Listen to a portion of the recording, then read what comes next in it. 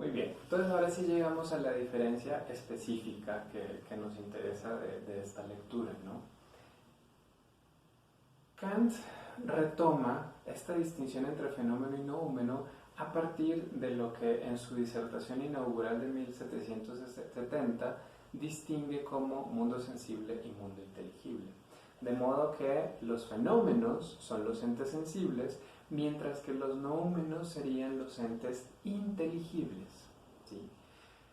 Esta distinción, en efecto, está emparentada con aquella entre fenómeno, como Erscheinung, como lo que aparece, y cosa en sí, que veíamos en la estética trascendental, pero no son equivalentes. Porque justamente la diferencia fenómeno-noúmeno aparece es con relación al entendimiento. Entonces, el fenómeno es lo que se considera un ente sensible, en tanto que las categorías o conceptos puros del entendimiento se pueden aplicar gracias a un esquema trascendental a un objeto particular determinado. Mientras que los noúmenos serían aquellas entidades que son únicamente pensables y que por lo tanto no tienen un esquema trascendental que las pueda aplicar y determinar un objeto que se juzgue a través de ellas. Siempre se quedan únicamente en el ámbito del pensamiento y por lo tanto del entendimiento mismo.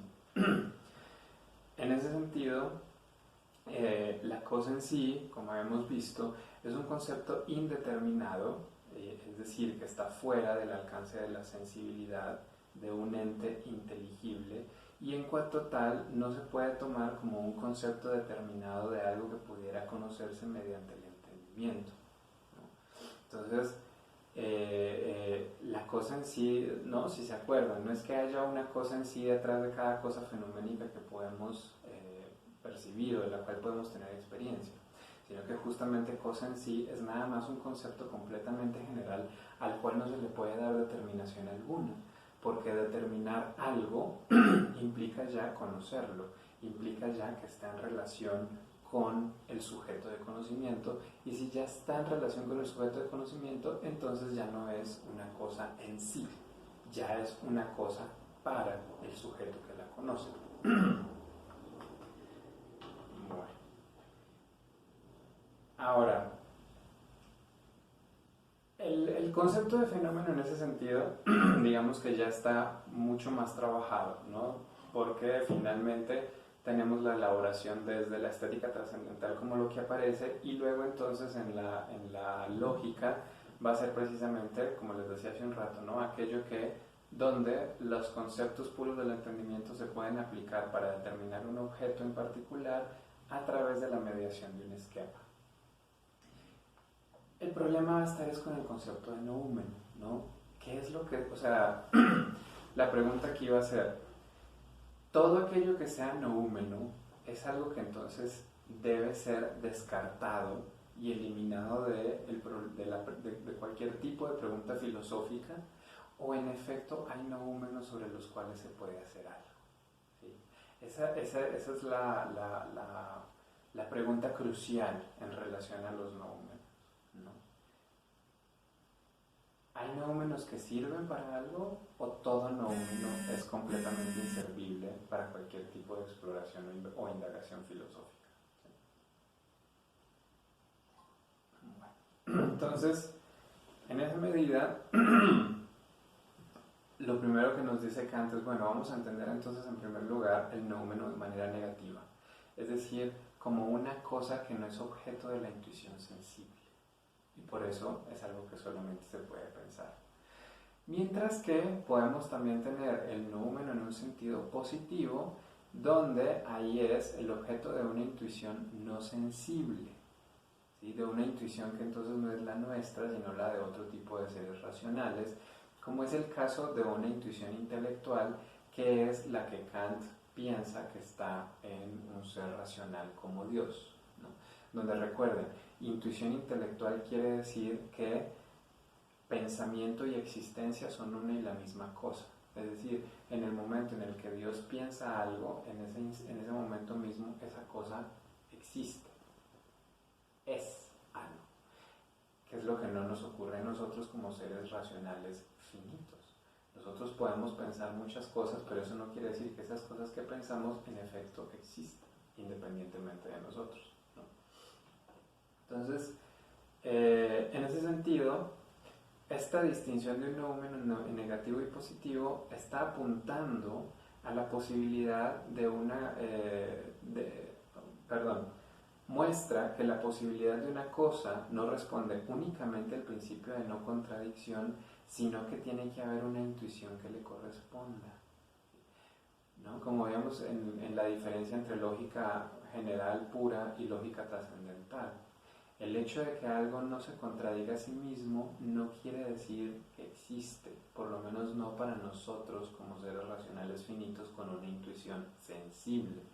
Puede que para Dios sí, y que todo lo que siga el principio de no contradicción en efecto sea existente para Él. Pero para nosotros la determinación de esa equivalencia está más allá de nuestras capacidades. Teniendo eso en cuenta entonces, el noúmeno solamente debe ser entendido en sentido negativo, pues la intuición intelectual es algo que es completamente incognoscible para nosotros como seres racionales finitos, ¿no? O sea, de nuevo, la intuición intelectual es algo que nosotros podemos pensar únicamente, que lo podemos postular como algo que existe en este ser racional infinito que sería Dios, pero no es algo que vayamos a conocer nunca. Y como no lo vamos a conocer, entonces el noúmeno en sentido positivo pues simplemente nos está manteniendo todavía en ese mismo dominio de lo inteligible y no nos está diciendo nada acerca de cuáles son sus límites. En cambio, el noúmeno en sentido negativo sí nos está diciendo que todo aquello que se puede pensar necesariamente tiene que tener una intuición sensible que le corresponda para entonces decir que lo podemos conocer y que existe. Entonces, en la página A249, Kant dice lo siguiente sobre el mundo sensible y el inteligible. La diferencia aquí no atañe meramente a la forma lógica del conocimiento confuso o distinto de una y la misma cosa. Si ustedes ven aquí se está refiriéndose a esas categorías cartesianas que son la de ideas claras e ideas distintas, ¿no? Entonces, la diferencia entre mundo sensible e inteligible no es que el mundo sensible sea el mundo, sea un mundo confuso, no claro, sí, mientras que el mundo inteligible es el mundo de lo claro y distinto, sino que obedece a otro tipo de diferencia, ¿no? Que sería, continúo la cita, sino que obedece a la diversa manera como ellos pueden ser dados originariamente a nuestro conocimiento y según la cual ellos en sí mismos, según su género, se distinguen entre sí. Aquí lo importante entonces es esta palabra de dados, ser dado, porque justamente ahí lo que nos dice Kant es, como ya lo ha venido diciendo una y otra vez desde la estética trascendental, que nosotros los objetos que podemos conocer son aquellos que nos son dados a través de la sensibilidad. Y de nuevo, como ahí la palabra es ser dado para una sensibilidad que nada más es receptiva, entonces no se puede poner en cuestión o dudar de que en efecto existe un mundo externo, ¿sí? Aquí hay toda una crítica subterránea a las ideas cartesianas, de que justamente si entendemos el problema como si fuera de claridad y distinción, entonces lo que estamos haciendo es trasladándolo únicamente al dominio de lo lógico y estamos perdiendo por completo el dominio de lo sensible. Y entonces Kant dice, no, es que aquí el asunto es lo que distingue al fenómeno del noúmeno es la manera como es dado. De modo que el fenómeno es dado a través de la sensibilidad, mientras que el noúmeno es dado a través del entendimiento o del pensamiento. Esa es la auténtica diferencia. No es que de uno podamos conocer la esencia y del otro nada más la apariencia, que del uno lleguemos a la sustancia y el otro nos quedemos con los accidentes, que el uno es claro y distinto mientras que el otro es confuso y oscuro. No, nada de eso. La diferencia entre fenómeno y noúmeno es, fenómeno viene dado por sensibilidad, noúmeno viene dado por el pensamiento. Punto. ¿Sí? Entonces, el criterio de distinción se encuentra en el modo como aparecen. Y el modo como aparecen está íntimamente ligado a quién le aparece, ¿no? Por eso Kant está todo el tiempo regresando sobre la condición humana como la de un ser racional finito, que por lo tanto solamente puede tener algo como dado fuera de sí si es a través de la sensibilidad. Bueno, en el caso de algo que está fuera de sí como sentido externo, o de lo que ocurre de sí mismo, de su yo psicológico, a través del sentido interno. Aquí entonces surge un concepto que es bastante problemático en la propuesta kantiana, que es el del objeto trascendental igual a X. ¿Sí? Entonces,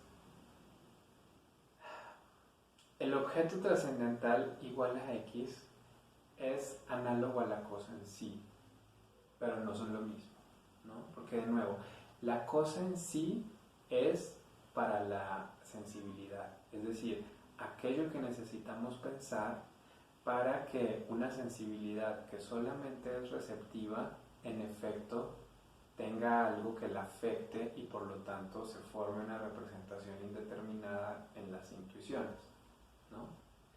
Mientras que aquí el objeto trascendental igual a X, que igual como que así como en la cosa en sí no se puede saber nada de él, solo sirve como correlato de la unidad sintética de la conciencia para la unidad de lo múltiple en lo sensible. Entonces, el objeto trascendental igual a X es lo que la cosa... El objeto, a ver, si lo ponemos como una suerte de regla de tres. El objeto trascendental igual a X es al entendimiento lo que la cosa en sí es a la sensibilidad. ¿Sí? Es decir, es aquello que se necesita presuponer para darle sentido a esa unidad sintética de lo múltiple que se da en la conciencia y que en efecto se corresponde con la unidad de lo múltiple en lo sensible que daban las intuiciones. Es, y esta es la definición sucinta que da Kant en la página A251, la representación de los fenómenos bajo el concepto de un objeto en general, el cual es determinable por lo múltiple, de los objetos. Entonces, de nuevo, volvemos a esta idea de que es un objeto en general, que solamente se puede determinar cuando ya bajamos a los objetos específicos y existentes. Y al igual que la cosa en sí, que es exactamente la misma para todo lo que aparece como fenómeno en la sensibilidad, el objeto trascendental igual a X es el mismo objeto para todos los fenómenos, pues es completamente indeterminado. Entonces, de nuevo, como les digo, cosa en sí, noúmeno, objeto trascendental igual a X, pareciera que luego son todos la misma cosa. Lo que tienen de distinto es la referencia a qué capacidad. Entonces, la cosa en sí cobra sentido en relación a la sensibilidad. El objeto trascendental igual a X y el noúmeno cobran sentido en relación al entendimiento. Muy bien. Ahora,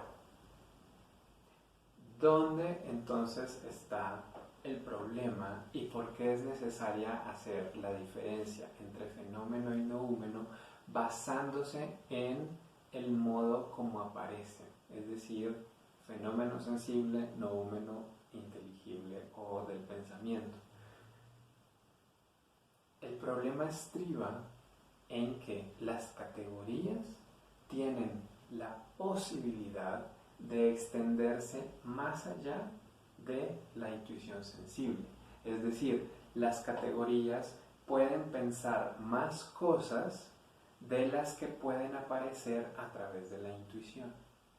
Entonces hay un desfase entre los dos dominios. El dominio de lo sensible es menor que el dominio de lo inteligible, ¿sí? Y de hecho, una parte del dominio de lo inteligible se corresponde con la del dominio de lo sensible, pero hay todo un pedazo del dominio de lo inteligible que no tiene relación alguna con el sensible. Entonces, ese desfase de los dos mundos, del mundo sensible y del mundo inteligible, es lo que hace necesario que aparezca esta distinción. Ahí entonces justamente lo que tenemos es al noúmeno como un concepto problemático, es decir, aquel que puede ser pensado sin contradicción, pese a que no es posible conocer su realidad objetiva, es decir, como algo que se pueda dar en la experiencia. Entonces, es problemático porque lo podemos pensar, pero nunca llega a ser asertórico, es decir, a tener una realidad efectiva en la experiencia. Se queda únicamente en el dominio de la posibilidad lógica de lo que puede ser pensado. Y por eso mismo entonces el noúmeno se concibe como un concepto límite frente a las pretensiones de la sensibilidad. Ahí radica su necesidad dentro del sistema, ¿no? Entonces, el noúmeno es finalmente lo que está, o sea, si en el límite habíamos visto, ¿no?, que inicialmente con la estética trascendental el límite lo pone justamente la sensibilidad, eso es cuando vemos el límite desde dentro, ¿no? Desde el interior de la sensibilidad vemos el límite y entonces ahí es como si nos apareciera, ¿no? Y está puesto por la sensibilidad. Pero cuando lo vemos del lado del noúmeno es como si nos pusiéramos del otro lado del límite.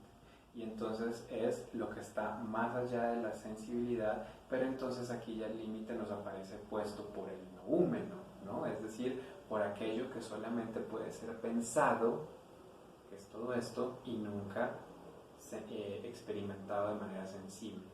Entonces ahí vemos que el límite, en realidad tiene una doble naturaleza, ¿no? Por un lado es lo sensible y por lo tanto es lo que determina todo aquello que puede ser conocido y que tiene realidad y existe, y por el otro lado es el límite que da hacia el mundo inteligible y que entonces lo que lo está demarcando es justamente el concepto negativo de noúmeno, ¿no? De aquello que solamente puede ser pensado y que por lo tanto es un concepto problemático para el sistema de la razón. Y en esa medida entonces el noúmeno es, o los noúmenos, son objetos puros, vacíos, de todo principio de su aplicación en la experiencia, ¿no? Como habíamos visto, parte del problema de la lógica trascendental es cómo se pueden aplicar los conceptos a los objetos determinados de la experiencia. Y entonces veíamos que aparecen tanto la facultad de juzgar como el esquematismo, que son entonces los que contienen los principios de aplicación de esos conceptos, ¿sí? Esos son entonces los conceptos que son válidos para el conocimiento, para los que pueden dar un fenómeno, ahora sí como término técnico, fenómeno. Mientras que en el caso de los noúmenos simplemente se trata de conceptos completamente vacíos que no tienen regla alguna de su aplicación. Y como no tienen regla de aplicación, por lo tanto no podemos conocer con ellos. Porque si no hay regla de aplicación, no hay manera de saber cuáles son los criterios de su verdad o de su falsedad, ¿sí? Entonces, no podemos conocer con ellos, pero se puede hacer otras cosas. Y eso es lo que ya veremos un poco en la filosofía práctica, donde precisamente las ideas que rigen la filosofía práctica, Dios, alma inmortal, libertad y mundo, son noúmenos, son cosas que solamente pertenecen al plano de lo inteligible, ¿sí? No tienen ninguna regla que nos diga cómo se aplica en la experiencia, por lo tanto no podemos saber si son objetivos, si existen, pero son importantes para regir un cierto dominio que es aquel de la acción moral humana, ¿vale? Pero bueno, de eso ya hablaremos en la siguiente sesión.